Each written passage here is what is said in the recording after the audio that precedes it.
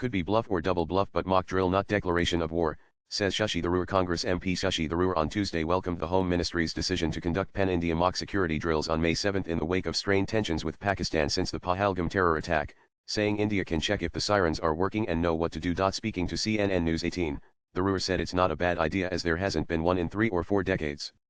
However, a mock drill is still a drill, not a declaration of war as some people are interpreting it. It can also send a signal to the other side that we are serious about the situation and are preparing for the possibility of war. He added frankly, it could be a bluff or a double bluff. We can send a signal without intending to follow through on what it conveys. I'm not drawing any conclusions about the drill, other than the fact that it is a mock drill. I was a child when these sirens last went off in 1965. From air raid warning signs to blackouts and shelters, Wednesday's mock drill will test operational efficacy in vulnerable districts and train civilians.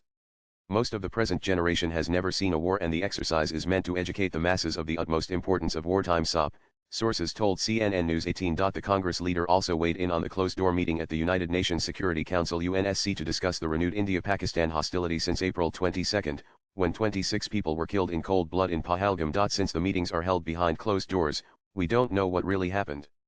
So far, there has been no official statement.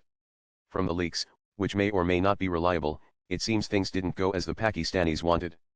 They are a member of the council, they are in the room and we are not. News 18 had learnt that at the meeting hosted on Pakistan's insistence, the UNSC members refused to accept the former's false flag narrative and asked Pakistan if it was likely to be involved in the Pahalgam attack. Several members of the council specifically brought up the targeting of tourists in Pahalgam on the basis of their religious faith, sources informed. The council also expressed concerns over Pakistan's missile tests and nuclear rhetoric and termed them as escalatory factors. Explaining the measures India has taken so far against Pakistan, Tharoor called them fairly modest. Many countries were sharply critical of what happened in Pahalgam and do not believe the Pakistani theory that Indians are doing this to themselves. There will be some pressure on both countries not to escalate the situation. There is an understanding that India cannot let this go. There is a price to pay, and we are leaving it to the government to exact a price from the sponsors of terrorists, he said. Swipe left for next video. The Thiruvananthapuram MP, when asked about Pakistanis being asked to return amid strained ties between the countries, said it's a decision both governments take. There are some unfortunate stories we are seeing. For example, there is a family in Kerala who came in the 1940s with a Pakistani passport that has now expired. They don't have an Indian passport.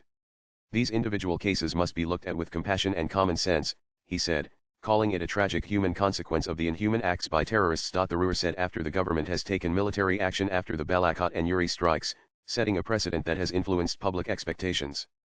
People expect some sort of action, something that will physically affect those on the other side. Latest blogs